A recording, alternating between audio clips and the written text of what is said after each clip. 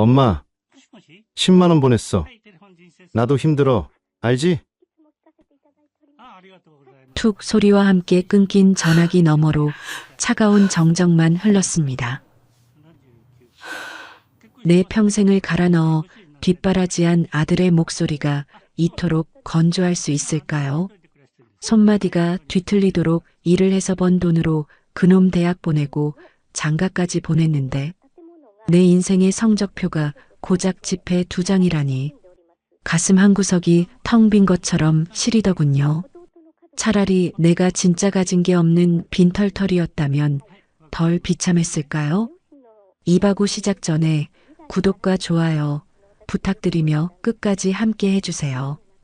일주일 전이었습니다.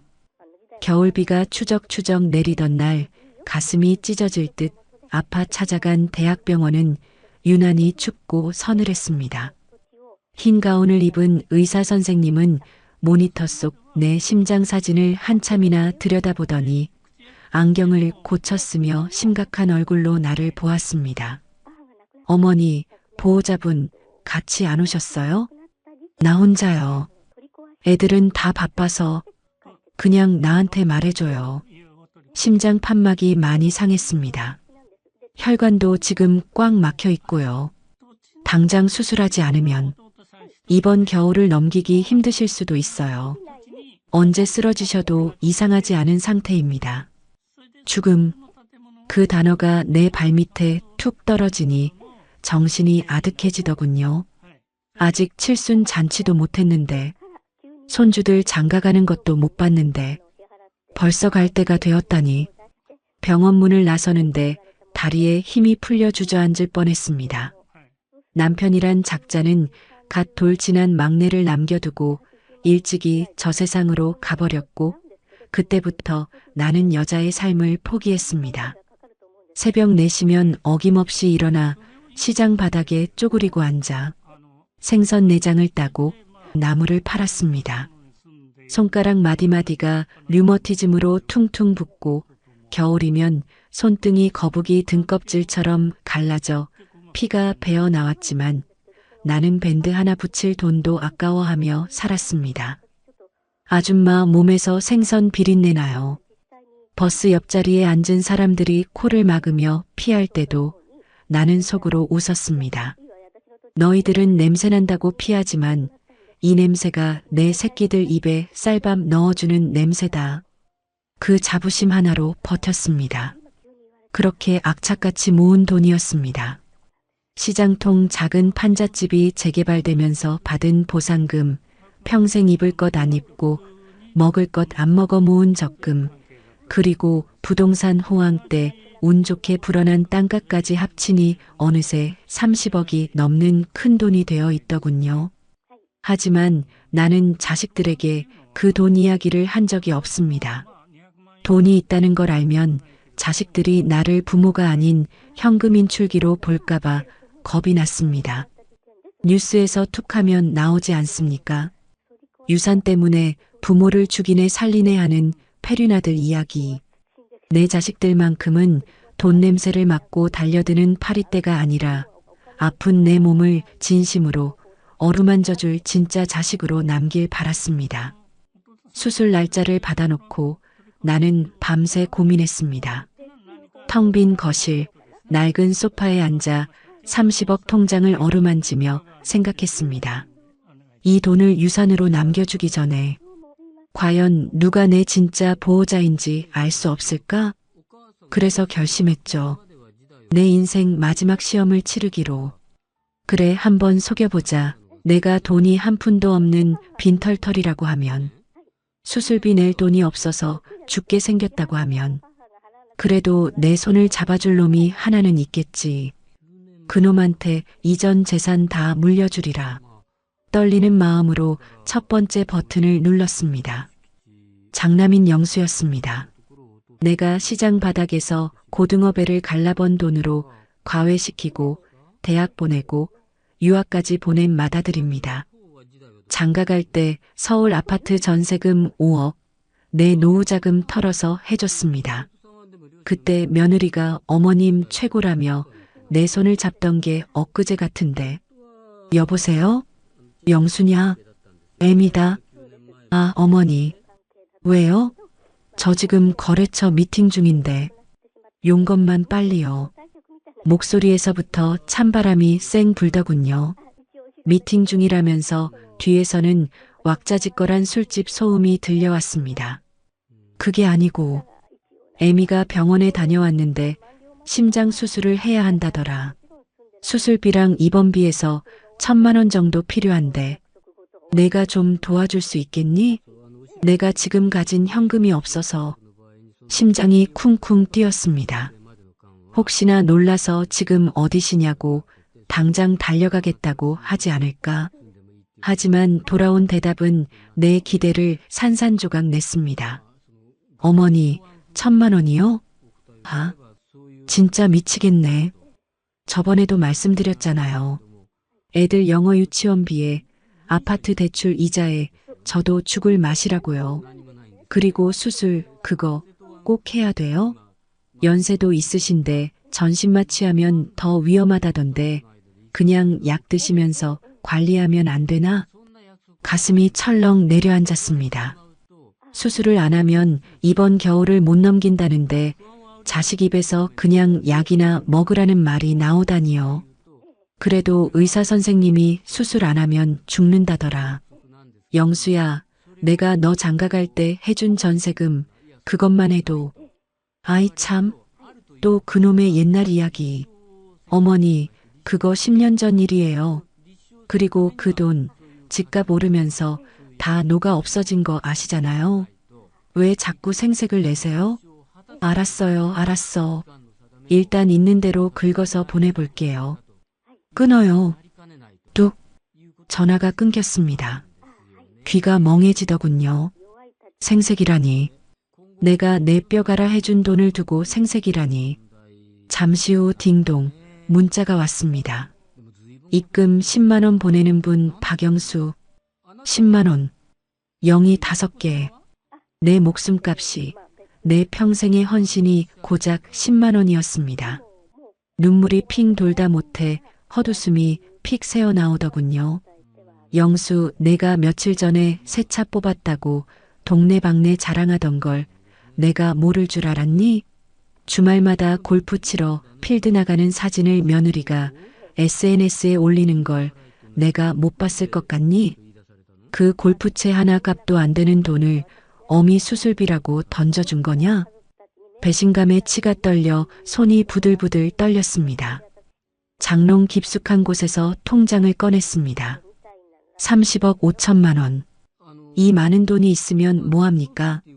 정작 내 핏줄은 나를 짐짝 취급하는데 30억이 휴지 조각보다 못하게 느껴졌습니다. 이 통장을 갈기갈기 찢어발기고 싶다가도 억울해서 그럴 수가 없었습니다. 그래, 아직 둘째랑 막내가 남았다. 설마 다들 이러지는 않겠지. 우리 영철이는 다를 거야. 둘째 영철이에게 전화를 걸었습니다.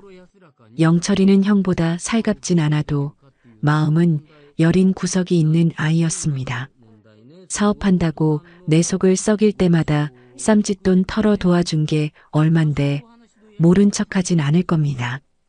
작년에 사업 망해서 길거리에 나앉게 생겼을 때 내가 몰래 해준 가게 보증금만 1억이었습니다. 신호가 갑니다. 뚜루루, 뚜루루. 한 번, 두 번, 세 번, 10번이 넘어가도 받지를 않습니다. 바쁜가 보구나. 그래, 일하다 보면 못 받을 수도 있지. 스스로를 위로하며 전화를 끊으려는데 짧은 문자 하나가 띵 날아옵니다. 회의 중입니다. 나중에 전화 드릴게요. 회의 중? 백수가 무슨 회의를 한단 말이냐? 가게 말아먹고 집에서 논 지가 반년이 넘었는데 어제도 친구들이랑 강원도 놀러가서 회 떠먹는 사진 올린 걸 봤는데 내 전화를 피하는 겁니다. 형한테 벌써 연락을 받은 거겠죠. 엄마가 돈 달라고 할까봐, 귀찮은 소리 들을까봐 아예 싹을 자르는 겁니다. 가슴이 답답해져 옵니다. 숨이 턱턱 막히고 심장이 밧줄로 꽁꽁 묶인 것처럼 조여오는 통증이 다시 시작되었습니다. 신음이 절로 나왔습니다.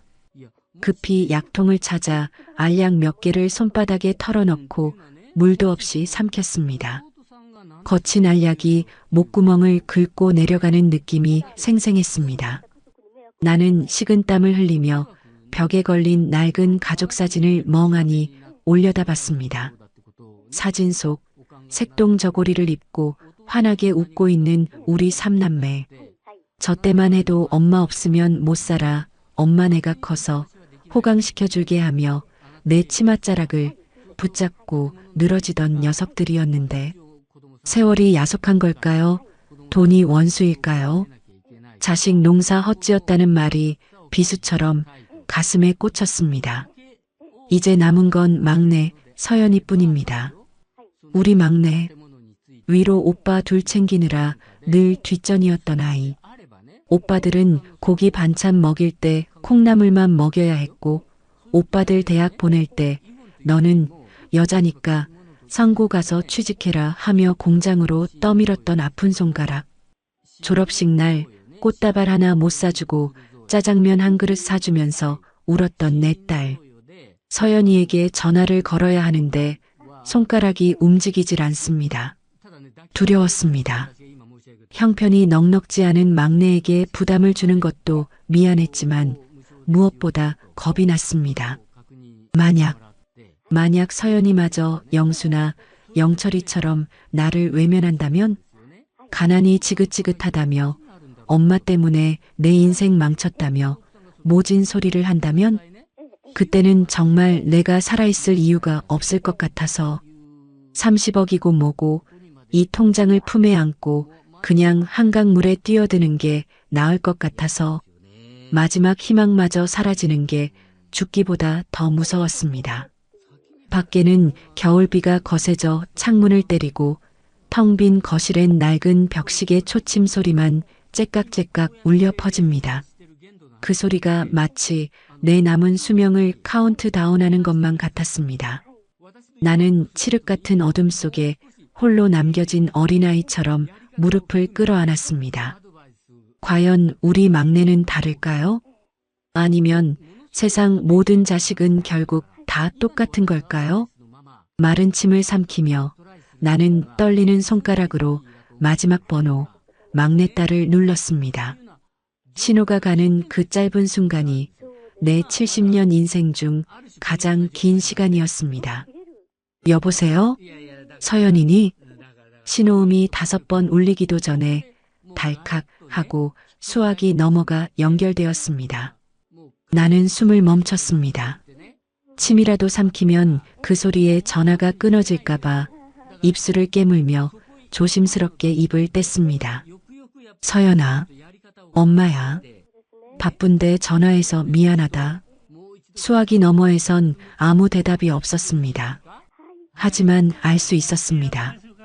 가늘게 들려오는 숨소리. 내 딸 서연이가 듣고 있다는 걸요. 오빠들과는 달랐습니다. 귀찮다는 듯 쏘아붙이던 큰 놈이나 아예 피하던 둘째 놈과는 달리 서연이는 그저 조용히 내 숨소리를 듣고 있었습니다. 그 침묵이 나는 왠지 모르게 더 무서웠습니다. 차라리 엄마 왜 또 전화했어? 하고 소리를 질러줬으면 좋겠는데 이 아이는 어릴 때부터 그랬습니다. 속이 문드러져도 겉으로는 말 한마디 안 하고 꾹 참던 아이. 그래서 더 알 수 없는 아이. 저기, 서연아, 엄마가 병원에 다녀왔어. 내 목소리가 파들파들 떨렸습니다. 30억 자산가의 위험 같은 건 온데간데 없었습니다. 그저 살려달라고, 나 좀 봐달라고 애원하는 늙은 노파의 비굴한 목소리뿐이었습니다. 심장이 많이 안 좋대. 수술을 해야 한다는데 수술비가 1,000만 원이 넘는단다. 엄마가 지금 수중엔 돈이 없고 오빠들은 다들 힘들다고 하고 말을 하면 할수록 비참함이 목구멍까지 차올랐습니다. 내가 왜 이 말을 내 딸에게 해야 하나. 오빠들 뒷바라지 하느라 대학도 못 가고 공장 기숙사에서 찬밥 먹으며 청춘을 다 보낸 내 딸에게 해준 것도 없는 어미가 늙고 병들어서 짐까지 지우려 하다니 나는 정말 벼락을 맞아도 싼 어미였습니다. 하지만 살고 싶었습니다. 돈 30억이 있어서가 아니라 적어도 자식 중 한 명은 나를 걱정해준다는 그 증거 하나를 붙들고 죽고 싶었습니다.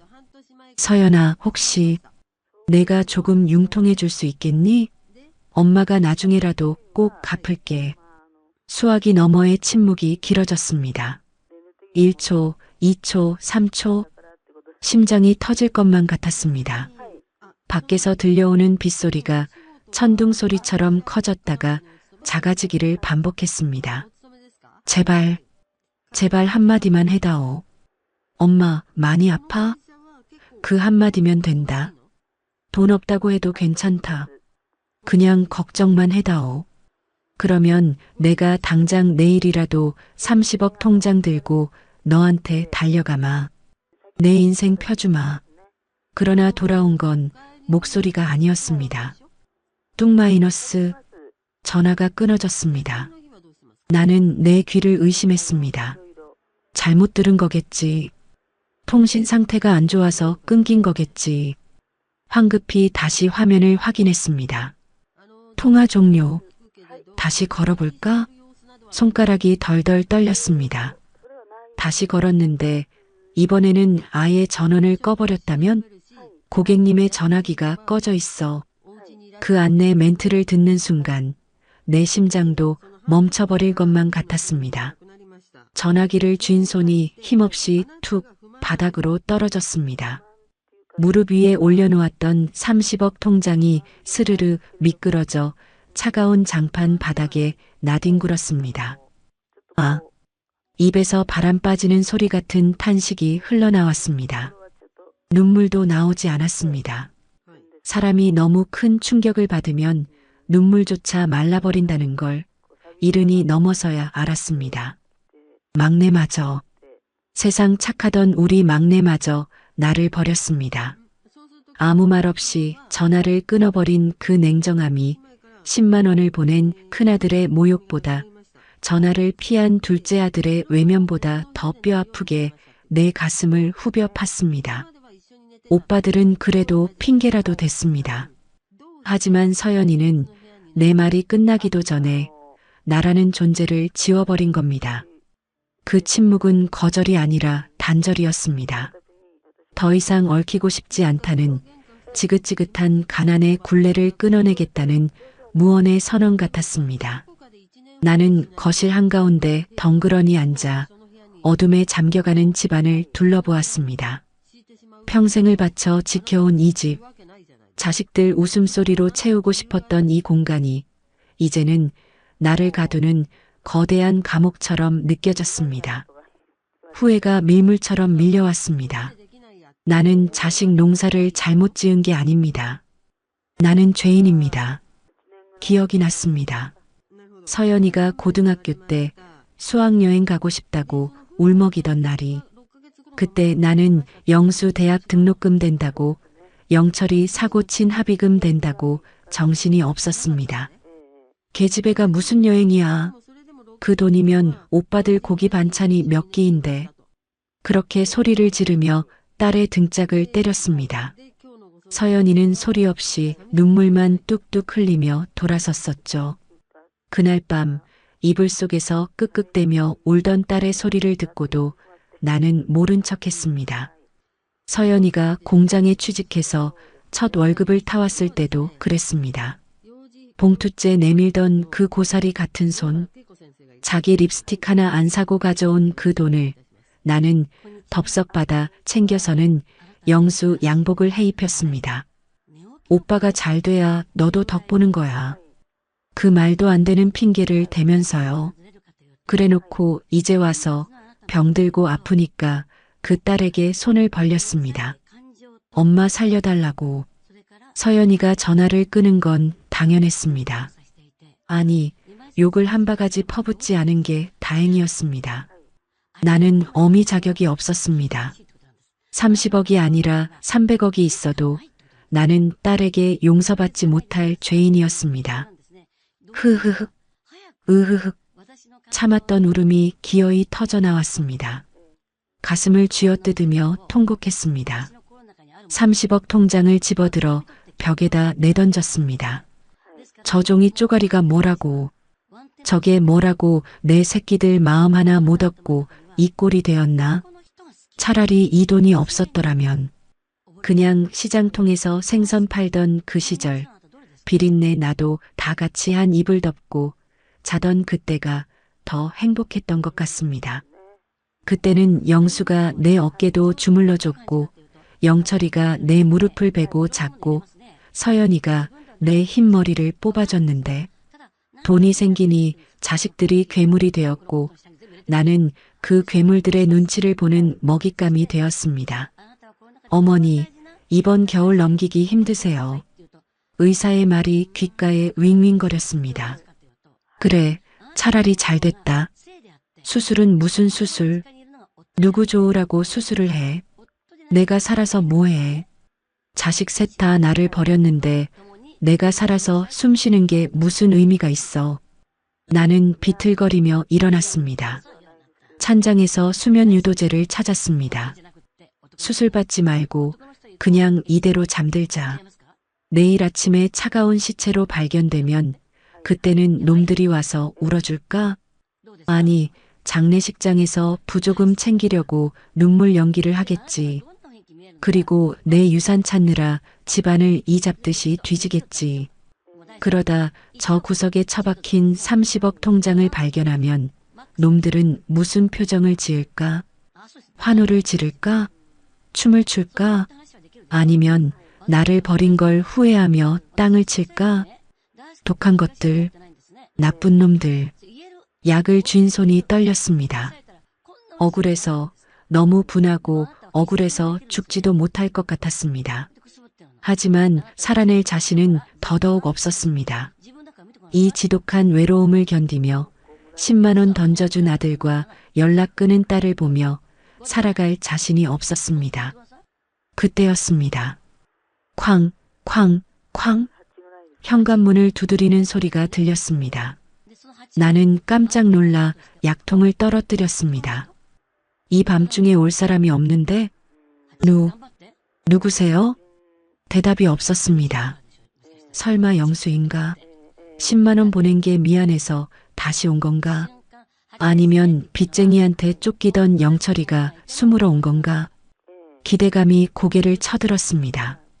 바보처럼 자식에게 짓밟히고도 또 자식을 기다리는 이 미련한 어미의 본능이 꿈틀거렸습니다. 도어락 비밀번호 누르는 소리가 들렸습니다. 띠띠띠띠. 우리 집 비밀번호를 아는 사람은 자식들 뿐입니다. 나는 숨을 죽이고 현관 쪽을 바라보았습니다. 띠로리 마이너스. 경쾌한 소리와 함께 문이 열렸습니다. 차가운 겨울바람이 훅 밀려 들어오고 빗물에 젖은 누군가가 거친 숨을 몰아쉬며 현관에 서 있었습니다. 어둠 속에 서 있는 그 그림자를 본 순간 나는 심장이 멎는 것 같았습니다. 그건 내가 가장 기다렸지만 동시에 가장 두려워했던 얼굴이었습니다. 서연이니? 나는 떨리는 목소리로 물었습니다. 현관 센서 등이 켜지자 어둠 속에 서 있던 인형이 분명해졌습니다. 빗물에 흠뻑 젖어 머리카락이 미역 줄기처럼 얼굴에 달라붙은 채 가쁜 숨을 몰아쉬고 있는 여자. 내 막내딸 서연이었습니다. 엄마. 서연이는 신발도 벗지 않은 채 성큼성큼 거실로 들어왔습니다. 바닥에 빗물이 뚝뚝 떨어져 흥건히 고였지만 그런 건 안중에도 없는 듯 했습니다. 나는 멍하니 서서 딸을 바라보았습니다. 전화를 뚝 끊어버렸던 그 매정한 딸이 지금 내 눈앞에 서서 금방이라도 쓰러질 듯 위태롭게 숨을 고르고 있었습니다. 너, 왜 왔니? 라고 묻기도 전에 서연이가 와락 나를 끌어안았습니다. 비에 젖은 차가운 옷 감촉이 내 뺨에 닿았지만 그 안에서 느껴지는 체온은 불덩이처럼 뜨거웠습니다. 서연이의 심장이 내 가슴팍에 닿아 쿵쿵 미친 듯이 뛰고 있는 게 느껴졌습니다. 엄마, 미안해. 늦어서 미안해. 서연이의 목소리는 빗소리에 묻혀 웅얼거리는 것처럼 들렸습니다. 울음이 섞인 목소리였습니다. 나는 얼떨떨해서 팔을 허공에 둔 채 굳어버렸습니다. 이게 무슨 상황인지 이해가 되지 않았습니다. 전화를 끊어버린 건 귀찮아서가 아니었나? 나를 버리려고 한 게 아니었나? 엄마, 가자. 지금 당장.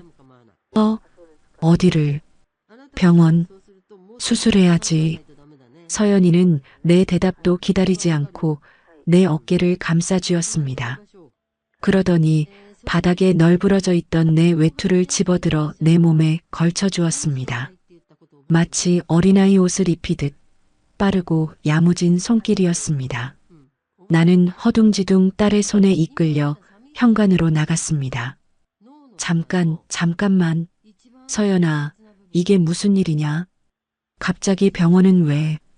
그리고 너 돈. 그놈의 돈 이야기를 또 꺼내고 말았습니다. 나는 입을 다물고 싶었지만 불안감이 나를 놔주지 않았습니다. 내가 무슨 돈이 있어서 병원에 가자는 거냐? 너도 힘들다며. 공장 다니면서 월세 내기도 빠듯하다며. 혹시 빚이라도 내서 온 거니? 서연이는 내 말에 대꾸하지 않았습니다. 그저 입술을 꽉 깨문 채 내 신발을 신겨주고는 내 손을 꽉 잡았습니다. 그 소나기 힘이 어찌나 센지 아플 정도였습니다. 놓치면 영영 잃어버릴까봐 두려워하는 사람처럼 서연이는 내 손을 생명줄처럼 움켜쥐고 있었습니다. 현관문을 나서자마자 차가운 겨울비가 얼굴을 때렸습니다. 춥다. 내가 몸을 움츠리자 서연이는 자신이 입고 있던 젖은 코트를 벗어 내 머리 위로 씌워주었습니다. 엄마, 조금만 참아. 차 대기시켜놨어. 차? 서연이가 차가 있었나? 면허도 없는 줄 알았는데. 의아해할 틈도 없이 아파트 입구에 낯선 검은색 세단 한 대가 비상등을 켜고 서 있는 게 보였습니다.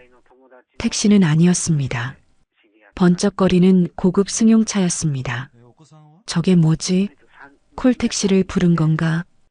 운전석에서 양복을 입은 기사님이 우산을 들고 뛰어나왔습니다. 작가님 오셨습니까? 어르신 모시겠습니다. 작가님? 나는 내 귀를 의심했습니다. 기사님이 서연이를 보고 작가님이라고 불렀습니다. 내가 잘못 들었나? 서연이가 무슨 작가야? 글이라곤 가계부밖에 안 써봤을 텐데. 하지만 서연이는 익숙한 듯 고개를 까딱하더니 뒷좌석 문을 열어 나를 조심스럽게 태웠습니다. 푹신한 가죽 시트에 몸이 파묻히자 따뜻한 히터 바람이 얼어붙은 몸을 감싸주었습니다. 차가 부드럽게 출발했습니다. 빗길을 미끄러지듯 달리는 차 안은 도서관처럼 조용했습니다. 나는 옆자리에 앉은 서연이를 곁눈질로 훔쳐보았습니다. 젖은 머리카락, 창백한 얼굴, 꾹 담은 입술. 내 딸이지만 오늘따라 낯설어 보였습니다. 낡은 공장 작업복 대신 비에 젖긴 했지만 꽤 세련돼 보이는 원피스를 입고 있었습니다. 가방도 시장표가 아닌 것 같았습니다. 이 아이에게 무슨 일이 있었던 걸까요? 지난 3년 동안 서연이는 명절에도 내려오지 않았습니다.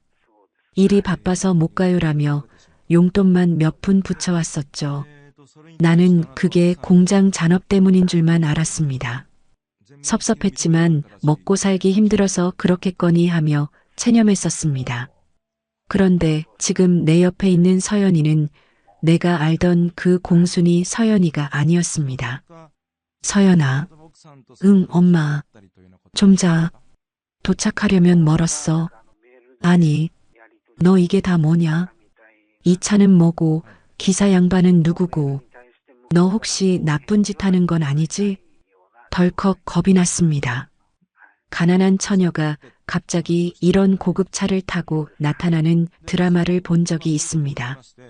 혹시 돈 많은 남자 첩이라도 된 건가? 아니면 사기라도 친 건가? 30억 통장을 가진 어미가 정작 딸이 타락하는 걸 방치했다는 죄책감이 가슴을 찔렀습니다. 서연이가 피식 웃었습니다. 3년 만에 처음 보는 딸의 미소였습니다.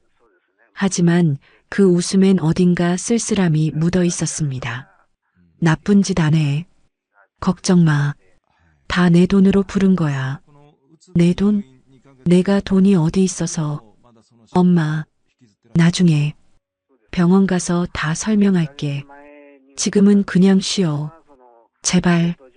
서연이는 내 손등을 토닥였습니다. 더 이상 묻지 말라는 무언의 신호였습니다. 나는 입을 다물고 창밖을 바라보았습니다. 빗줄기가 차창을 때리며 흘러내렸습니다.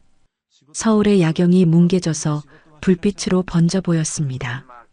차 안의 정적 속에서 나는 지난 과거를 떠올렸습니다. 서연이가 중학교 때 글짓기 상을 받아왔던 날이 생각났습니다. 엄마, 나 작가가 되고 싶어. 소설가가 돼서 엄마 이야기 책으로 쓸 거야. 그때 나는 뭐라고 했더라. 글쟁이는 굶어 죽는다. 헛바람 들지 말고 기술이나 배워. 그렇게 딸의 꿈을 짓밟았습니다. 상장을 찢어버리진 않았지만 칭찬 한마디 해주지 않았습니다. 그런데 작가님이라니. 설마 정말로 작가가 된 걸까요? 아니, 그럴 리가 없습니다. 대학도 못 나온 애가 무슨 수로 작가가 됩니까?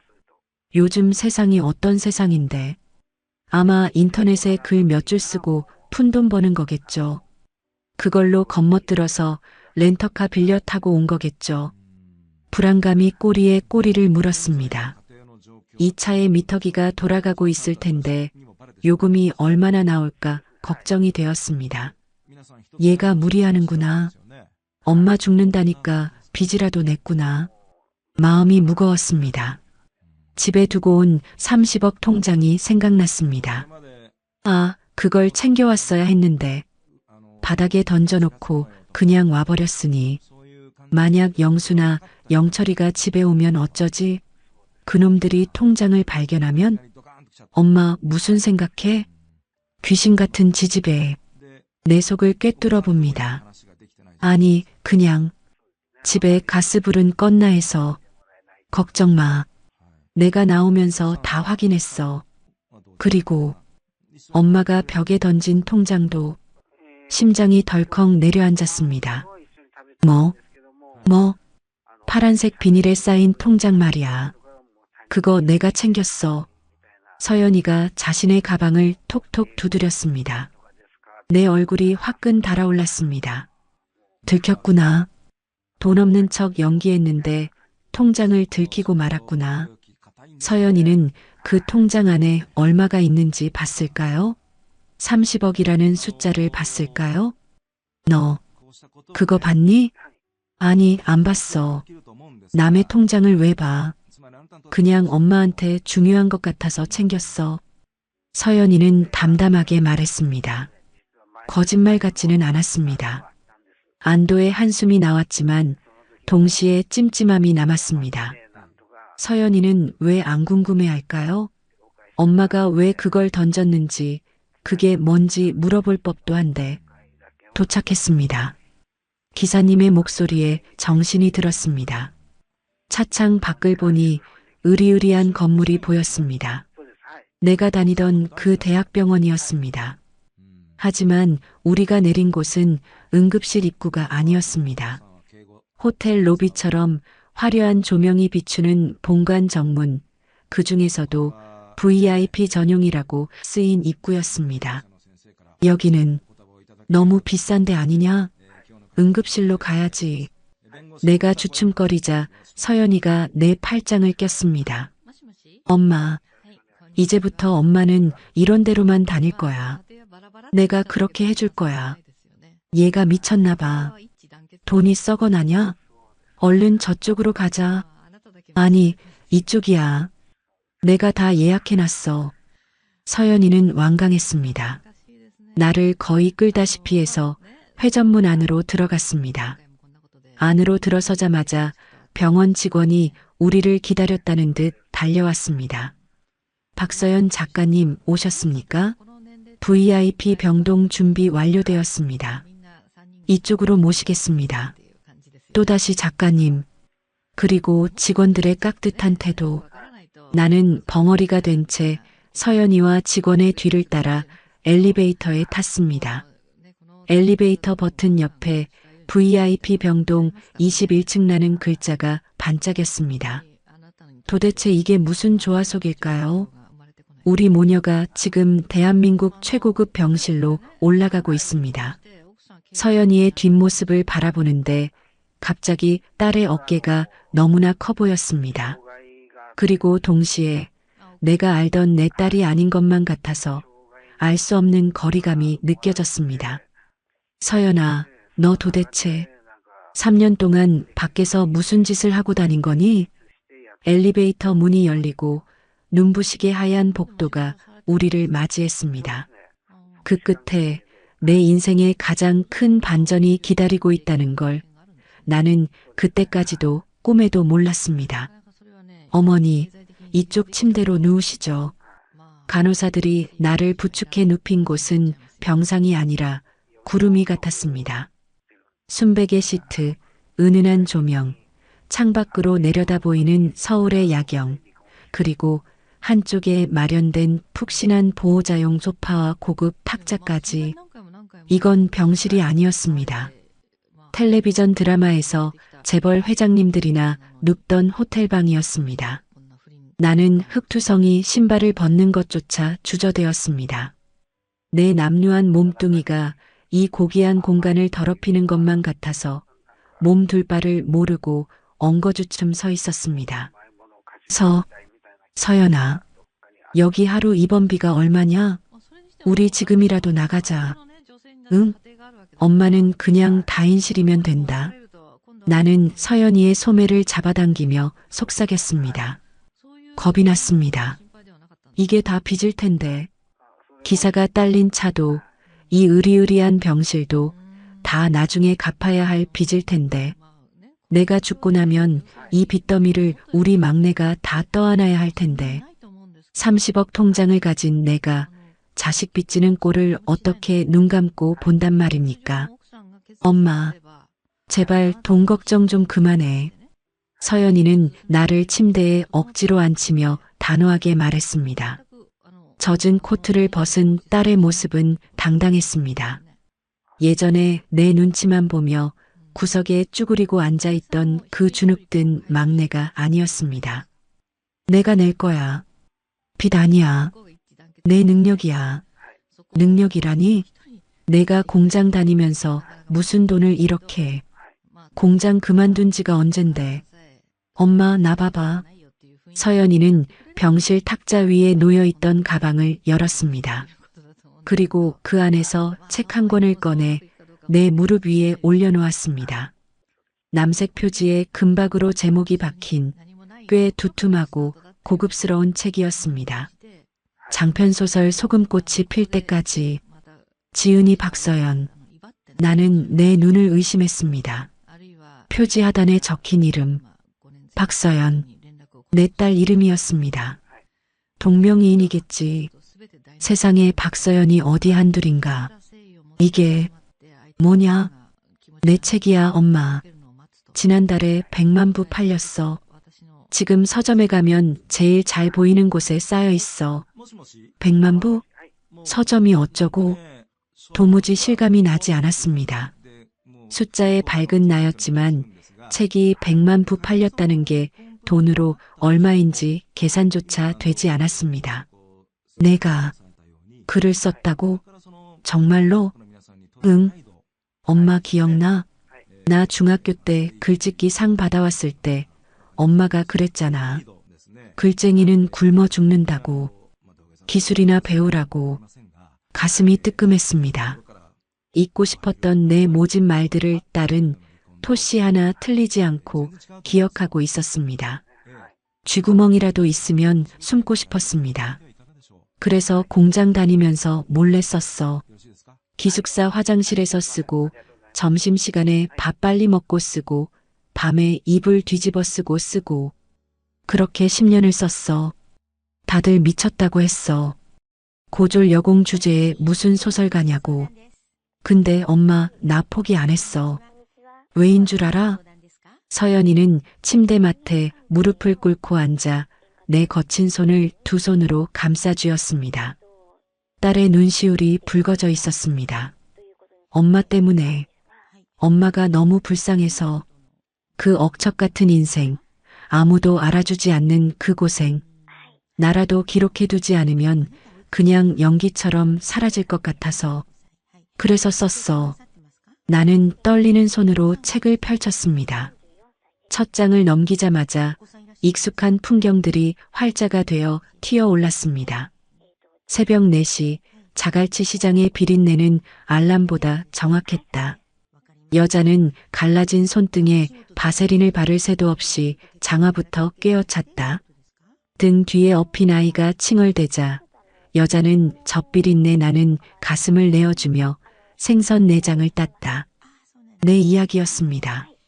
내가 잊고 살았던, 아니 잊으려고 발버둥 쳤던 그 지독했던 가난의 시간들이 고스란히 적혀 있었습니다. 생선 비린내, 퉁퉁 부은 다리, 버스에서 쫓겨나던 수모, 자식들 등록금 때문에 10원짜리 하나에 목숨 걸었던 그 치열했던 날들이 눈물이 툭 하고 책장 위로 떨어졌습니다. 부끄러웠습니다. 내 가난하고 초라했던 인생을 들킨 것 같아서. 하지만 동시에 가슴 깊은 곳에서 뜨거운 것이 울컥 치솟았습니다. 아무도 몰라주는 줄 알았습니다. 자식들도 내가 돈만 아는 억척 할망구라고 무시하는 줄 알았습니다. 그런데 우리 막내는 내 등 뒤에서 이 모든 걸 지켜보고 있었던 겁니다. 내 땀방울 하나, 내 한숨 하나까지 놓치지 않고 가슴에 새기고 있었던 겁니다. 이 책이 대박이 났어. 사람들이 울었대. 우리 엄마 이야기가 너무 슬프고 아름답다고.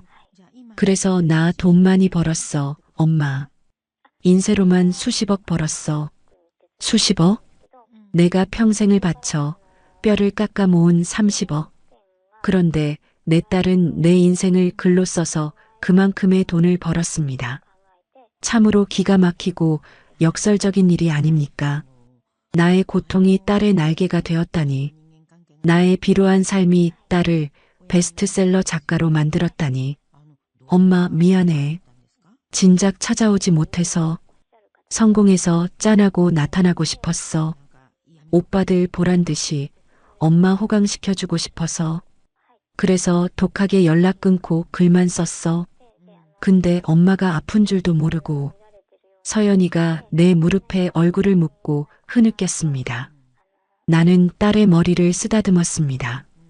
거칠어진 머릿결이 아니라 윤기가 흐르는 부드러운 머리카락이 손가락 사이로 흘러내렸습니다. 아니다. 아니다. 내 새끼 장하다. 정말 장해. 목이 메어 말이 제대로 나오지 않았습니다. 나는 30억 통장을 든 가방을 슬그머니 침대 밑으로 밀어 넣었습니다. 지금은 이 돈이 중요하지 않았습니다. 돈으로 자식 마음을 시험하려 했던 내가 얼마나 어리석고 옹졸한 늙은이였는지 사무치게 깨달았습니다. 진짜 효도는 돈다발이 아니라 부모의 인생을 이해해주는 마음이라는 것을. 이 아이는 이미 나에게 세상 그 어떤 돈보다 값진 선물을 준 셈이었습니다. 이제 엄마 수술비 걱정하지 마. 내가 다 해줄 거야. 최고로 좋은 의사, 최고로 좋은 약 다 쓸 거야. 오빠들 필요 없어. 내가 엄마 지킬 거야. 서연이가 눈물을 닦으며 씩씩하게 말했습니다. 그 눈빛이 어찌나 맑고 단단한지 나는 평생 처음으로 자식에게 기댈 수 있겠다는 안도감을 느꼈습니다. 긴장이 풀리자 온몸의 힘이 쭉 빠져나갔습니다. 푹신한 침대에 몸을 맡기며 나는 처음으로 편안하게 숨을 쉬었습니다. 죽음의 공포도 자식에게 버림받았다는 절망감도 잠시 잊혀졌습니다. 그때였습니다. 지잉 마이너스 탁자 위에 올려둔 내 낡은 휴대전화가 요란하게 진동했습니다. 이 늦은 밤에 병실의 평화로운 공기를 찢으며 울려대는 전화. 나는 흠칫 놀라 화면을 바라보았습니다. 액정에 뜬 이름 세 글자. 박영수. 큰아들이었습니다. 10만 원을 던져주고 끊었던 놈이 새벽 1시에 전화를 걸어올 리가 없는데 순간 등골이 서늘해졌습니다. 혹시 뭔가 냄새를 맡은 걸까요? 아니면 서연이가 베스트셀러 작가가 되었다는 소문을 들은 걸까요? 어느 쪽이든 저 벨소리는 결코 반가운 소식이 아닐 겁니다. 먹잇감을 노리는 하이에나의 울음소리처럼 불길하고 집요하게 울려대고 있었으니까요. 나는 서연이를 쳐다봤습니다. 서연이도 굳은 얼굴로 전화기를 노려보고 있었습니다. 엄마 받지 마. 서연이가 차갑게 말했습니다. 하지만 나는 떨리는 손을 뻗었습니다. 왠지 받아야만 할 것 같았습니다. 이 평화가 폭풍 전야의 고요함이라는 것을 내 본능이 경고하고 있었기 때문입니다. 여보세요? 나는 떨리는 손으로 통화 버튼을 눌렀습니다. 서연이가 말렸지만 받지 않으면 놈들이 집으로 쳐들어가 쑥대밭을 만들 것 같다는 불길한 예감이 들었기 때문입니다. 어머니, 지금 어디예요? 집에 갔더니 문도 잠겨 있고, 아니, 인터넷 뉴스 봤어요? 서연이 걔 진짜 대박 난 거 맞아요? 수화기 너머로 영수의 목소리가 쩌렁쩌렁 울렸습니다. 내 건강을 묻는 안부 인사는 단 한마디도 없었습니다. 오로지 대박이라는 단어에 꽂혀 흥분한 목소리. 마치 복권 당첨 번호를 확인하는 도박꾼의 목소리 같았습니다. 그게 무슨 소리냐? 아, 모르는 척하지 마세요. 지금 박서연 작가 검색어가 실시간 1위라고요. 걔가 쓴 책이 어머니 이야기라면서요? 그럼 인세가 얼마야 도대체? 어머니 지금 서연이랑 같이 있죠? 어디예요? 병원 갔어요? 귀신 같은 놈. 돈 냄새 하나는 기가 막히게 맞는 놈입니다. 수술비 10만 원 보낼 때는 죽는 소리를 하더니 동생이 돈 벌었다는 소문에는 한밤중에 눈에 불을 켜고 달려듭니다. 어머니 말 안 하면 내가 경찰에 실종 신고할 거예요. 서울대 병원이다. VIP 병동. 뭐요? VIP? 와, 진짜네. 진짜 터졌네. 금방 갈게요. 꼼짝 말고 있어요. 뚝. 전화가 끊어졌습니다. 나는 망치로 머리를 얻어맞은 듯 멍해졌습니다. 옆에서 듣고 있던 서연이의 표정이 차갑게 굳어 있었습니다. 뭔데? 오빠들? 그래. 금방 온단다. 알고 있구나. 내가 성공한 거 상관없어. 언젠가 마주칠 일이었어. 엄마 걱정하지 말고 누워있어. 내가 알아서 해. 서연이는 덤덤하게 말했지만 나는 가슴이 방망이질 쳐서 누울 수가 없었습니다. 마치 맹수가 굴 입구까지 쫓아온 것 같은 공포. 내 배 아파 낳은 자식들이 찾아온다는데 반가움은커녕 도둑이 드는 것처럼 무섭기만 했습니다. 30분이나 지났을까요? 복도 끝에서부터 웅성거리는 소리가 들려왔습니다. 간호사들이 보호자분, 지금 면회 시간이 아닙니다. 조용히 해주세요. 라고 제지하는 소리가 들렸지만 익숙한 고함이 그 소리를 뚫고 들어왔습니다. 아, 우리 엄마가 여기 입원해 있다니까. 비켜요. 내가 보호자야. 쾅! 거칠게 문이 열리며 두 사내가 들이닥쳤습니다. 첫째 영수와 둘째 영철이었습니다. 두 놈 다 술 냄새를 풍기며 빗물에 젖은 신발로 병실의 하얀 바닥을 짓밟고 들어왔습니다. 와, 대박. 영수는 들어오자마자 나를 보는 게 아니라 병실 천장의 샹들리에와 창밖의 야경, 그리고 푹신한 소파를 휘둥그레진 눈으로 훑어보았습니다. 영철이도 마찬가지였습니다. 입을 딱 벌린 채 병실 구석구석을 스캔하더군요. 마치 견적을 뽑는 업자들처럼. 형, 이거 봐. 여기 하루 숙박비만 해도 몇백은 하겠다. 와, 죽이네. 야, 서연이 진짜 용됐네. 어떻게 이런 데를. 그들의 눈에는 병상에 힘없이 누워있는 늙은 어미는 보이지 않았습니다. 오직 이 화려한 돈의 맛만 보일 뿐이었습니다. 나는 이불을 끌어올려 가슴까지 덮었습니다. 자식들 앞에서 내 존재가 지워지는 기분, 투명 인간이 된 것 같은 비참함에 몸이 떨렸습니다. 오빠들, 나가. 여기 엄마 쉬는 곳이야. 서연이가 소파에서 일어나 그들을 막아섰습니다. 그제야 두 아들의 시선이 서연이에게 꽂혔습니다. 영수는 서연이의 머리끝부터 발끝까지 그 고급스러운 옷과 태도를 훑어보더니 비릿한 웃음을 흘렸습니다. 야, 박서연. 너 많이 컸다? 오빠들이 왔는데 인사도 안 하냐? 인사? 엄마 수술비 필요할 땐 코빼기도 안 보이더니 냄새 맡고 달려온 하이에나들한테 무슨 인사를 해? 뭐? 하이에나? 이 기집애가 말이 심하네. 영철이가 욱해서 달려들려 하자 영수가 팔을 뻗어 막았습니다. 영수는 능글맞은 표정으로 서연이 앞으로 다가갔습니다. 서연아, 진정해. 우리가 안 온 게 아니라 못 온 거지. 다 사정이 있었던 거 알잖아. 그리고 너 책 대박 났다며? 인터넷 보니까 난리도 아니던데. 인쇄만 수십억이라며? 그래서 그게 오빠랑 무슨 상관인데? 상관이 왜 없어? 우리가 가족인데.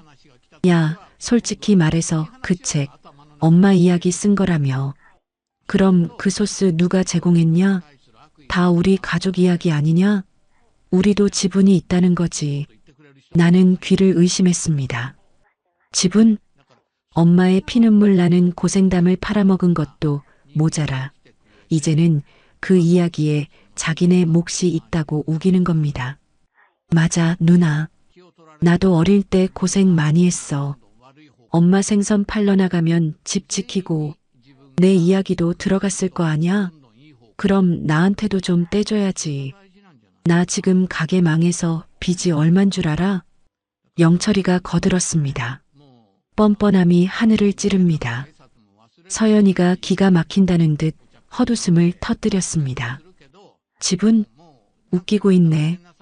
엄마가 생선 내장 따서 번 돈으로 대학 가고 유학 간 게 누군데? 엄마가 가게 차려준 돈 날려먹은 게 누군데? 오빠들은 엄마 등골 빼먹은 거 말고 한 게 뭐 있어? 말 다 했어?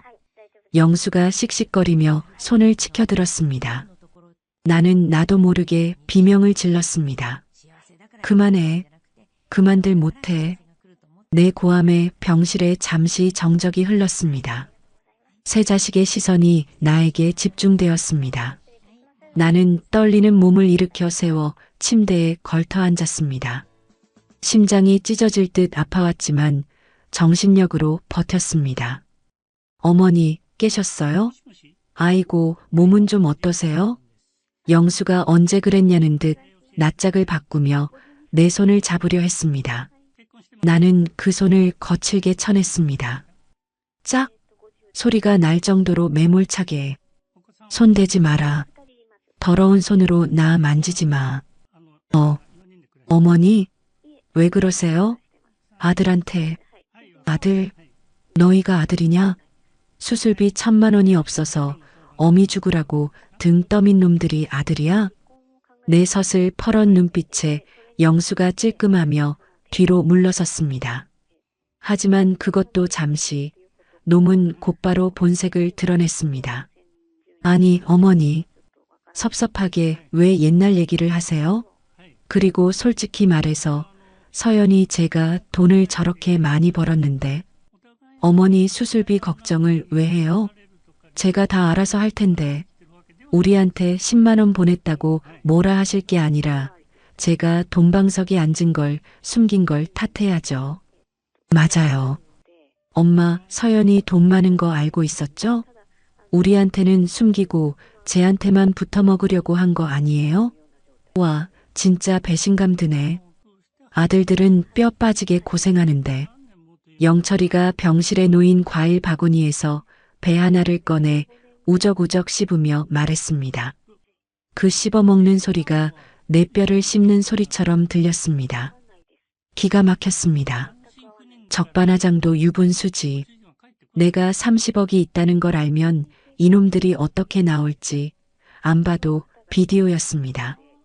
지금 서연이 돈만 보고도 눈이 뒤집혀서 달려드는 꼴을 보십시오. 만약 내 통장에 30억이 있다는 걸 알면 당장이라도 내 산소 호흡기를 떼고 유산 내놓으라고 칼부림이라도 낼 놈들입니다. 나는 이불 속에서 내 낡은 가방을 꽉 움켜쥐었습니다. 그 안에 든 30억 통장. 이걸 저놈들 면상에 집어 던지며 소리치고 싶었습니다. 나 돈 있다. 30억이나 있다. 근데 너희한텐 단 한 푼도 안 줄 거다. 하지만 참았습니다. 지금 그걸 꺼냈다간 병실이 아수라장이 될 게 뻔했습니다. 저놈들은 사람이 아니었습니다. 돈 냄새를 맡고 몰려온 악이 굶주린 귀신들이었습니다. 내 뱃속으로 나왔지만 괴물을 낳았구나. 내가 평생을 바쳐 키운 게 자식이 아니라 괴물이었구나. 엄마한테 함부로 말하지 마. 그리고 돈 한 푼도 못 줘.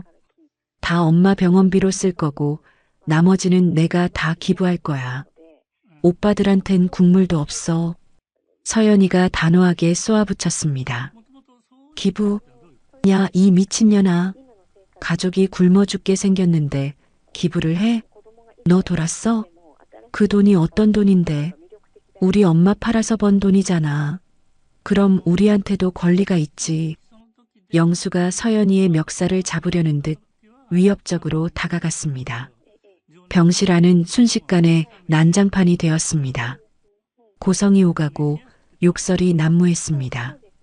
우아했던 VIP 병실은 순식간에 저작거리 싸움판으로 변해버렸습니다. 나는 눈을 감았습니다.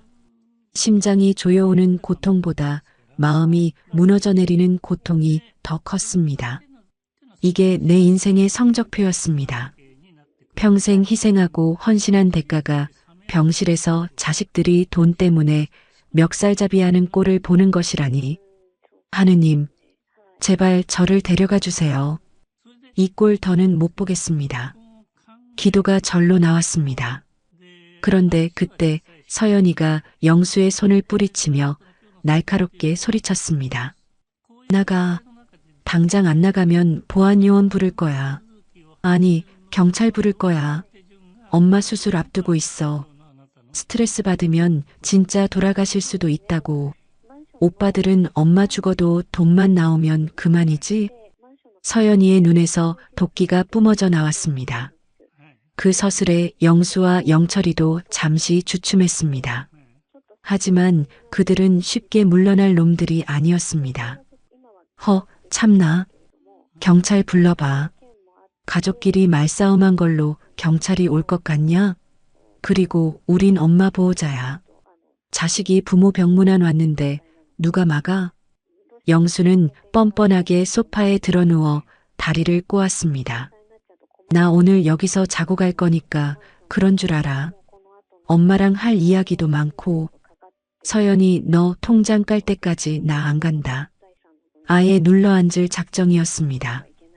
거머리처럼 달라붙어 피를 빨아먹겠다는 신보였습니다.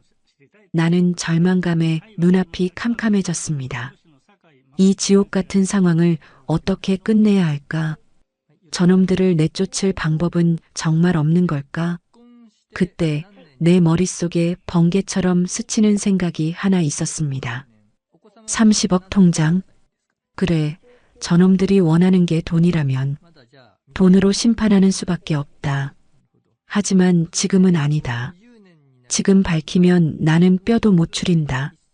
나는 끓어오르는 분노를 차갑게 식혔습니다. 그리고 결심했습니다. 수술이 끝나고 내가 살아서 이 병실을 나가는 날, 그날이 바로 너희들에 대한 내 마지막 판결이 내려지는 날이 될 것이다. 나는 눈을 뜨고 떨리는 목소리가 아닌 차갑게 가라앉은 목소리로 입을 열었습니다. 영수야, 영철아. 낮지만 분명한 내 목소리에 떠들던 두 놈이 나를 쳐다봤습니다. 너희들 정말 돈이 필요하냐? 내 질문에 병실 안에 잠시 정적이 흘렀습니다. 영수와 영철이의 눈동자가 흔들렸습니다.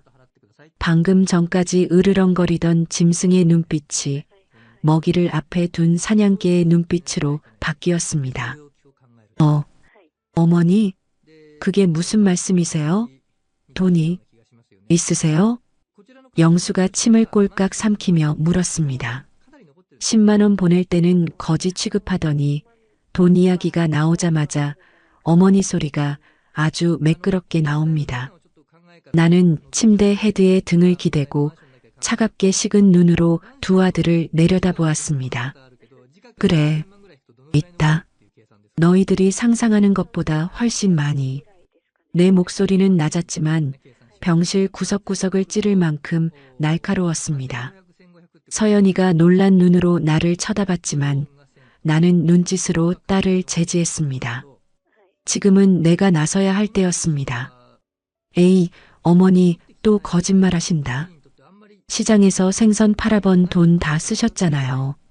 우리 전세금 해주고 영철이 가게 해주고 남은 게 어딨어요? 혹시 뭐 쌈짓돈 몇 천만 원 숨겨두신 거 말씀하시는 거예요? 영철이가 코웃음을 쳤습니다. 믿기지 않는다는 투였지만 그 눈에는 혹시나 하는 탐욕이 이글거리고 있었습니다. 믿기 싫으면 관둬라. 대신 내가 이대로 수술 못 받고 죽으면 그 돈은 법적으로 국고에 환수되거나 사회에 기부되게 해놨다. 유언장 공증까지 다 받아놨으니까. 유언장이요? 그래. 내가 오늘 밤에 너희 등살에 못 이겨 혈압 터져 죽으면 너희는 10원 한 장 못 건진다. 알겠냐? 나는 배에 힘을 주고 단호하게 말했습니다. 거짓말 반, 진실 반이었습니다. 유언장은 없지만 30억은 있으니까요. 저 속물들은 돈 냄새를 맡으면 절대 물러서지 않지만 그 돈이 사라질 위기에 처하면 누구보다 빠르게 계산기를 두드리는 놈들입니다. 영수와 영철이가 서로 눈빛을 교환했습니다. 머리 굴리는 소리가 여기까지 들리는 듯 했습니다. 진짜일까? 에이, 설마. 근데 진짜면 어떡해? 믿져야 본전 아닌가? 그럼 어머니, 수술 잘 받으시고 건강해지시면 그때는 좀 나눠주시는 거죠? 저희가 그래도 장남이고 차남인데. 영수가 꼬리를 내리고 비굴하게 웃었습니다. 역겨웠습니다. 불과 5분 전만 해도 동생 멱살을 잡던 놈이 돈 이야기 한 번에 순한 양이 되는 꼴이라니. 그건 내가 살아서 눈을 떴을 때 이야기다. 지금 당장 내 눈앞에서 꺼지지 않으면 내일 수술이고 뭐고 나는 그냥 여기서 혀 깨물고 죽을란다. 선택해라. 돈 한 푼 못 받고 장례 치를래? 아니면 조용히 꺼져서 기회라도 엿볼래? 내 서슬퍼런 협박에 놈들이 주춤했습니다. 이판사판으로 나오는 늙은 어미의 기세에 눌린 겁니다. 잃을 게 없는 사람의 눈빛이 얼마나 무서운지 놈들은 처음으로 느꼈을 겁니다. 아, 알았어요. 가면 되잖아요, 가면. 대신 어머니, 약속 지키세요. 진짜 돈 있는 거면 우리 목도 챙겨주셔야 돼요. 영수가 투덜거리며 뒷걸음질 쳤습니다. 영철이도 아쉬운 듯 병실을 둘러보며 입맛을 다시더니 형을 따라 나섰습니다. 그때 서연이가 인터폰을 들고 차갑게 말했습니다. 보안실이죠? 난동 부리는 외부인 2명 지금 나갑니다. 다시는 2층에 발 못 붙이게 해주세요. 얼굴 확인하고 블랙리스트 올려주세요. 아, 박서연, 너 진짜 안 나가? 지금 보안 요원 올라오고 있어. 끌려나갈래? 제 발로 나갈래? 서연이의 서늘한 일갈에 두 아들은 쫓기듯 병실을 빠져나갔습니다. 쾅! 문이 닫히고 복도 멀리서 투덜거리는 소리가 사라질 때까지 나는 숨을 죽이고 있었습니다. 완전한 정적. 폭풍이 휩쓸고 지나간 자리에 고요함이 찾아왔습니다. 나는 그제야 참았던 숨을 몰아쉬며 침대 위로 무너져 내렸습니다. 온몸의 긴장이 풀리면서 사시나무 떨듯 몸이 떨려왔습니다. 엄마, 서연이가 달려와 나를 안았습니다. 괜찮아? 어디 아파? 의사 부를까? 아니다. 괜찮다. 그냥 기가 빠져서 그래. 나는 딸의 품에 안겨 가쁜 숨을 골랐습니다. 서글픔이 밀려왔습니다. 자식을 돈으로 협박해서 쫓아내야 하는 내 신세가 처량해서 견딜 수가 없었습니다. 이게 무슨 꼴입니까?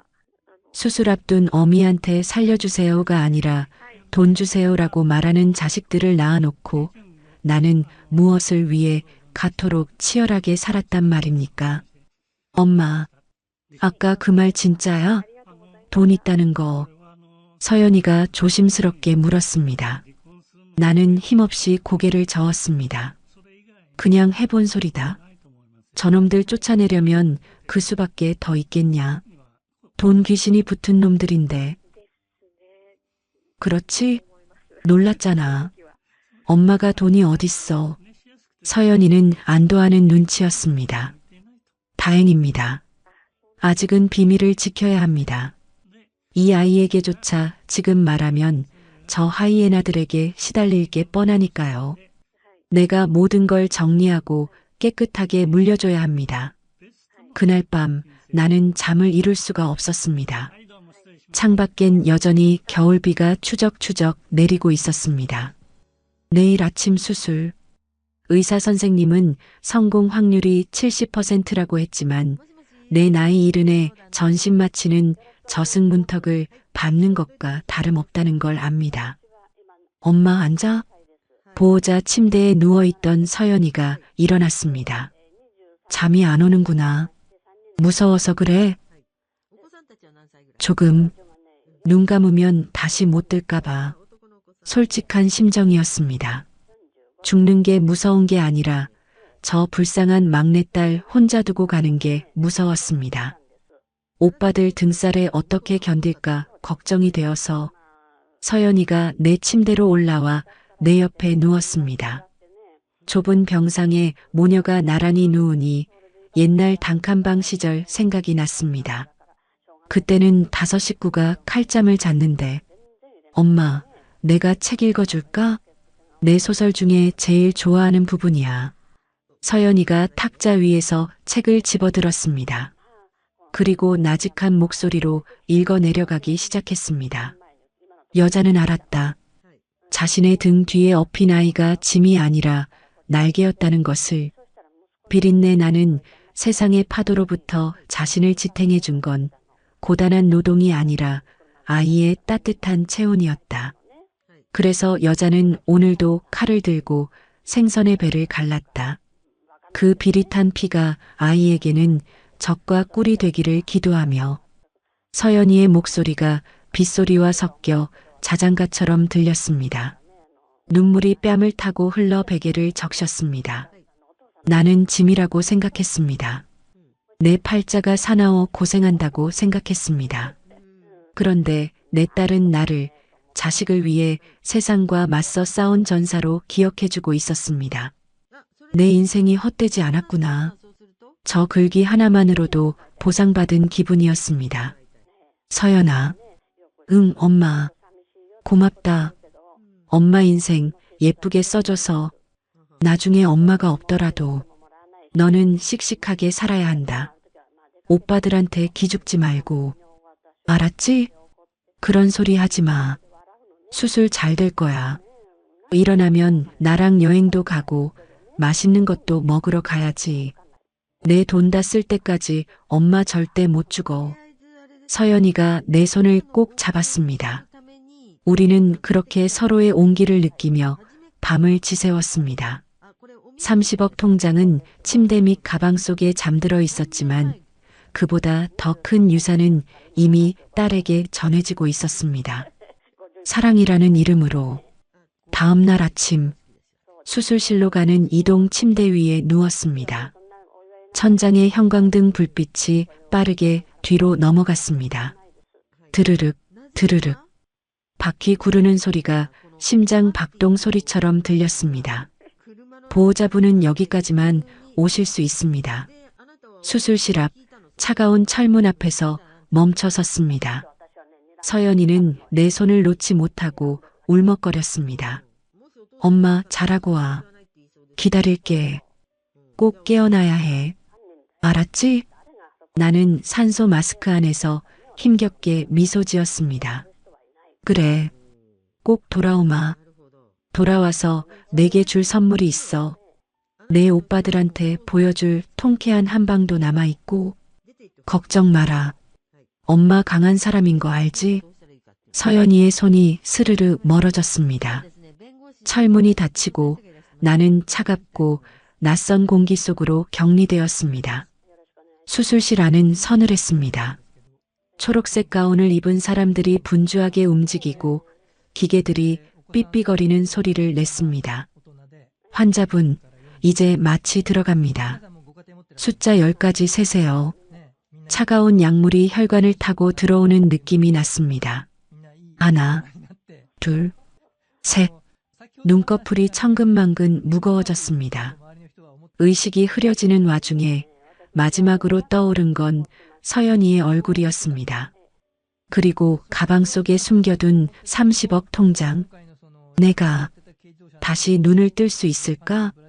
만약 이대로 죽는다면 그 통장은 영영 쓰레기가 되는 건데. 아득한 어둠이 나를 집어삼켰습니다. 깊고 깊은 무의식의 바다로 나는 가라앉았습니다. 비, 비, 비. 규칙적인 기계음이 멀리서 들려왔습니다. 나는 짙은 안개 속을 헤매고 있었습니다. 안개 속에는 젊은 날의 내가 생선 비린내를 풍기며 울고 있었고 어린 영수와 영철이가 내 치맛자락을 잡고 도채고 있었습니다. 엄마 배고파? 밥 줘. 돈 줘. 아이들의 목소리는 점점 굵어지더니 어느새 양복 입은 사내들의 고함으로 변해 나를 옥죄어 왔습니다. 돈 내놔. 내 목 내놓으라고. 신음과 함께 눈을 떴습니다. 흐릿한 시야 속으로 하얀 천장이 들어왔습니다. 목이 타들어갈 듯 말라 있었고 가슴에는 묵직한 돌덩이를 올려놓은 듯한 통증이 느껴졌습니다. 엄마, 엄마, 정신이 들어? 서연이의 목소리. 초점이 맞춰지자 퉁퉁 부은 눈으로 나를 내려다보는 딸의 얼굴이 보였습니다. 살았구나. 내가 저승 문턱에서 돌아왔구나. 연아. 응, 엄마. 나 여기 있어. 수술 잘 됐대. 의사 선생님이 아주 성공적이래. 서연이가 내 손을 얼굴에 비비며 울먹였습니다. 그 따뜻한 체온이 느껴지자 비로소 내가 산 사람의 세상에 있다는 실감이 났습니다. 그런데 병실 밖이 소란스러웠습니다. VIP 병동은 쥐 죽은 듯 조용해야 정상인데 문 밖에서 웅성거리는 소리와 고성이 들려왔습니다. 익숙한 목소리들이었습니다. 아니, 내가 친자식이라니까. 내 엄마가 안에서 수술받고 나왔는데 왜 못 들어가게 해? 변호사님, 이거 인권 침해 아닙니까? 친권자의 직계 비속이 면회를 거부당하다니요. 영수와 영철이었습니다. 이 지긋지긋한 놈들이 또 왔구나. 수술 끝날 때만 기다렸다가 내가 죽었나 살았나 확인하러 온 겁니다. 아니, 죽었으면 유산 챙기려고 살았으면 뜯어낼 거 없나 확인하려고 왔겠죠. 엄마, 신경 쓰지 마. 내가 처리할게. 서연이의 표정이 싸늘하게 굳었습니다. 딸은 내 이불을 꼼꼼히 덮어주고는 결연한 표정으로 병실 문을 향해 걸어갔습니다. 나는 말리고 싶었지만 목소리가 나오지 않았습니다. 그저 떨리는 눈으로 딸의 뒷모습을 지켜볼 뿐이었습니다. 서연이가 문을 열고 나갔습니다. 닫히는 문틈 사이로 밖의 상황이 보였습니다. 복도에는 영수와 영철이뿐만 아니라 양복쟁이 남자 하나가 더 서 있었습니다. 아마 변호사랍시고 데려온 모양입니다. 오빠들, 경고했을 텐데 다시 오면 가만 안 둔다고. 서연이의 목소리는 낮지만 또렷하게 병실 안까지 들려왔습니다. 야, 박서연, 너야말로 적당히 해. 우리가 변호사님 모시고 왔어. 법적으로 자식이 부모 만나는 거 막을 권한 너한테 없어. 그리고 어머니 재산 관리 내가 독점하는 것도 불법이야. 영수가 의기양양하게 소리쳤습니다. 변호사라는 작자가 옆에서 거들었습니다. 박서연 씨 되십니까? 형법상 친족상도례는 적용되지 않더라도 민법상 부양의무자로서의 권리는. 변호사님, 법 좋아하시죠? 그럼 이건 어떻게 설명하실래요?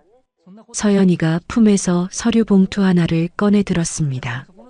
그리고 그 안에 든 종이 뭉치를 영수와 영철이 면전에 휘날렸습니다. 이게 뭐야? 영철이가 바닥에 떨어진 종이 한 장을 주워 들었습니다. 2015년 어머니 전세금 5억 가져가면서 쓴 각서. 이 돈을 마지막으로 더 이상 어머니에게 금전적 요구를 하지 않으며 부양의 의무를 다하지 않을 시 상속권을 포기한다. 인감도장 찍혀있네. 공증도 받았고. 나는 침대에서 숨을 멈췄습니다. 맞습니다. 10년 전 영수가 전세금 해달라고 떼를 쓸 때 내가 혹시나 해서 받아둔 각서였습니다. 그걸 서연이가 어떻게 찾았을까요? 그리고 이건 오빠 영철이 오빠가 3년 전에 쓴 거. 가계 보증금 1억 지원받는 조건으로 이후 어머니 재산에 대한 일체의 권리를 주장하지 않겠다. 기억나지? 영수와 영철이의 얼굴이 사색이 되었습니다. 그들은 잊고 있었을 겁니다. 돈 받을 때는 급해서 지장이고 도장이고 마구 찍어줬지만 돌아서면 까먹는 게 그놈들 습성이니까요. 하지만 서류는 거짓말을 하지 않습니다. 이 각서들이 법적 효력이 있네 없네 따지고 싶으면 따져봐. 대신 이 내용 언론에 다 공개할 거야. 베스트셀러 작가 박서연의 오빠들, 알고 보니 늙은 노모 등골 빼먹은 불효자들. 기사 제목 잘 뽑히겠네. 영수 오빠 회사에서 승진 심사 앞두고 있다며? 영철이 오빠 새 사업 투자받으러 다닌다며? 이게 터지면 어떻게 될까? 서연이의 공격은 매서웠습니다. 단순한 감정 싸움이 아니었습니다. 놈들의 아킬레스건인 사회적 체면과 돈줄을 정확하게 겨냥하고 있었습니다. 아, 너 진짜 독하다. 영수가 부들부들 떨며 물러섰습니다. 변호사라는 남자도 상황이 불리하게 돌아가는 걸 감지했는지 슬금슬금 뒤로 빠졌습니다. 독한 건 내가 아니라 오빠들이지. 엄마가 수술실에서 죽을지도 모르는데 밖에서 유산 계산이나 하고 있었잖아. 그게 사람이 할 짓이야? 서연이는 한 발자국 더 다가갔습니다. 마지막 경고야. 당장 꺼져. 그리고 다시는 이 병원, 아니 엄마 근처에 얼씬도 하지 마. 만약 또 찾아오면 그때는 이 각서 들고 내가 먼저 소송 걸 거야. 부양료 청구 소송부터 과거 증여재산 반환 소송까지 할 수 있는 건 다 해서 오빠들 빈털터리로 만들어줄게. 나 돈 많아. 변호사 10명도 쓸 수 있어. 돈. 그들이 그토록 좋아하던 돈의 힘으로 서연이는 그들을 짓밟았습니다. 아이러니하게도 그들이 무시했던 막내딸의 성공이 그들을 심판하는 가장 강력한 무기가 된 것입니다. 가자, 형. 얘 진짜 할 것 같아. 영철이가 겁에 질려 형의 소매를 끌었습니다. 영수는 분해서 어쩔 줄 몰라 씩씩거리면서도 결국 꼬리를 내렸습니다. 서연이가 가진 돈과 여론이라는 무기가 너무나 강력했기 때문입니다. 두고 보자. 박서연, 너 나중에 후회할 날 올 거다. 비겁한 패배자들의 단골 멘트를 남기고 두 아들은 도망치듯 복도 끝으로 사라졌습니다. 변호사도 굽실거리며 그 뒤를 따랐습니다. 서연이는 그들이 사라진 엘리베이터 쪽을 한참이나 노려보더니 보안요원에게 고개를 숙여 인사하고 병실로 돌아왔습니다. 문이 닫히는 순간 팽팽했던 딸의 어깨가 축 늘어지는 게 보였습니다. 후, 서연이는 문에 기대어 긴 한숨을 내쉬었습니다. 독한 척, 강한 척 했지만 오빠들과 싸우는 게 왜 힘들지 않았겠습니까? 피를 나눈 형제에게 독서를 퍼붓고 협박을 해야 하는 심정이 오죽했을까요? 딸의 떨리는 손이 보였습니다. 나는 가슴이 미어졌습니다. 서연아. 내 부름에 서연이가 화들짝 놀라며 달려왔습니다. 언제 그랬냐는 듯 표정을 싹 바꾸고 환하게 웃으며 내 손을 잡았습니다. 깼어? 다행이다. 아, 밖에 좀 시끄러웠지? 옆 병실 사람들이 싸우나 봐. 내가 조용히 시켰어. 이제 괜찮아. 거짓말. 자기가 다 막아내고선 엄마 마음 아플까봐 옆 병실 핑계를 댑니다. 저렇게 속 깊은 아이를 두고 내가 무슨 짓을 하려 했던가. 나는 힘겹게 손을 들어 딸의 뺨을 어루만졌습니다. 아니다. 다 들었다. 고생했다. 우리 딸. 못난 어미 때문에 내가 고생이 많구나. 엄마. 서연이의 눈에서 참았던 눈물이 터져 나왔습니다. 딸은 내 가슴에 얼굴을 묻고 소리 없이 울었습니다. 미안해. 오빠들한테 그렇게 말해서 미안해. 근데 나 너무 화가 나서 엄마가 너무 불쌍해서 잘했다. 아주 잘했어. 속이 다 시원하다. 나는 딸의 등을 토닥였습니다. 10년 묵은 체증이 쑥 내려가는 기분이었습니다. 내 손으로 못한 응징을 딸이 대신 해준 겁니다. 그것도 아주 통쾌하고 완벽하게. 이제 아무도 우릴 방해 못해. 내가 엄마 지킬 거야. 그러니까 엄마는 이제 아프지 말고 내 옆에서 행복하게 살기만 하면 돼. 서연이가 눈물 젖은 얼굴로 웃어 보였습니다. 나는 고개를 끄덕였습니다. 그래, 이제 방해꾼들은 사라졌다. 내 인생의 거머리 같던 놈들은 떨어져 나갔고 내 곁엔 보석 같은 딸만 남았다. 이제 때가 되었습니다. 숨겨왔던 진실을 꺼낼 때가. 가짜 빈털터리 노인의 가면을 벗고 진짜 30억 자산가로서 딸에게 보답할 때가 온 것입니다. 나는 침대 밑을 가리켰습니다. 서연아, 저기 가방 좀 다오. 가방? 왜? 뭐 필요한 거 있어? 서연이가 침대 밑에서 낡은 가방을 꺼내 올렸습니다. 그 안에 든 파란 비닐. 아직 서연이는 그 안에 뭐가 들었는지 모릅니다.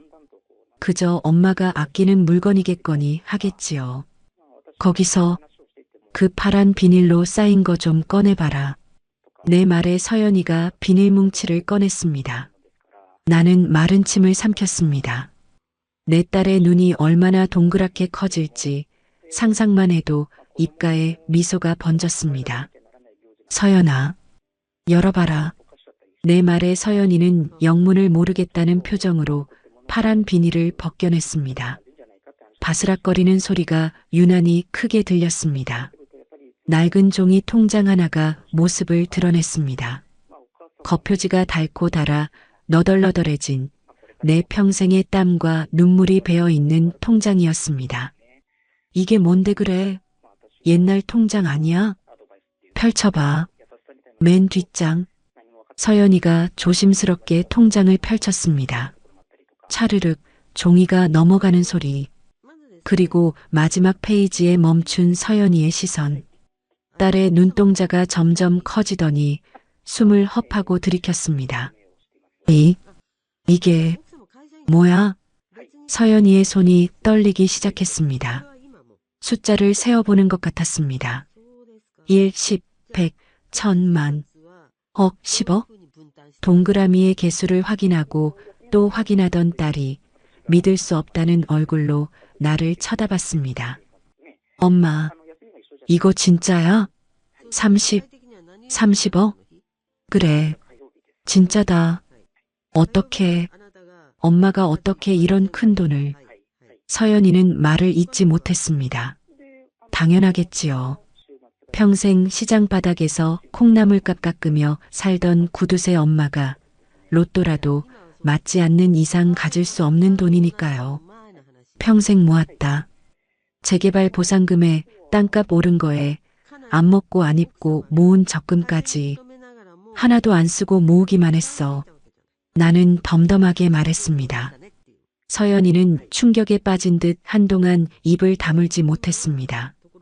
그러다 문득 무언가 깨달은 듯 눈가가 파르르 떨렸습니다. 그럼 엄마 아까 수술비 없다고 한 거, 오빠들한테 돈 빌려달라고 전화한 거 다 거짓말이었어? 그래, 시험이었다. 나는 고개를 끄덕였습니다. 내가 죽기 전에 알고 싶었어.